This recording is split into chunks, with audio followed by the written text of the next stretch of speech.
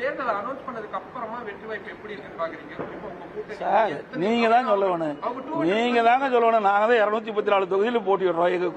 எங்க அதிமுக தலைமையில 234 தொகுதியில் வெற்றி பெற வேண்டும் என்ற நோக்கத்தில் தான் நாங்க தேர்தல் சந்திக்கிறோம். நீங்க தான் சொல்லணும் தேர்தல் காலம் எப்படி இருக்குன்னு நீங்க சொல்லணும். டெல்லியில இருந்து அங்குடைய கேட்டு எங்களுக்கு தகவல் கொடுக்க எப்படி இருக்குது.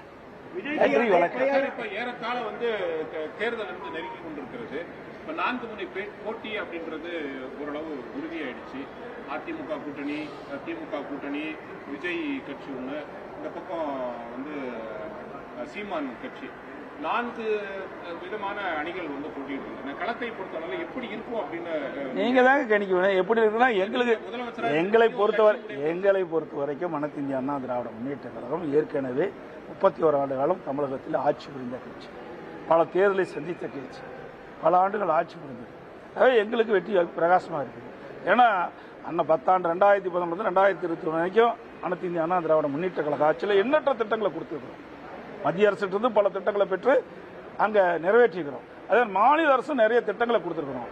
ஆனால் திராவிட முன்னேற்ற கழகம் இந்த 5 ஆண்டு காலத்தில் எந்த ஒரு புதிய பெரிய திட்டமும் அல்ல. சட்டம் ஒழுங்கு அடியோடு சீர்குலைஞ்சிருக்கு. தினந்தோறும் கொலை, திருட்டு, வழிப்பறிப்பு, பாலியல் வன்கொடுமை நடக்காத நாளே இல்லை. தினந்தோறும் தொலைக்காட்சியும் பத்திரிகையும் பார்த்தா இந்த செய்தி தான் வந்துகிட்டு இருக்குது. வேற எந்த செய்தியும் வரல. இவருடைய ஒரே சாதனை ஊழல் செய்து தான் சாதனை. இந்த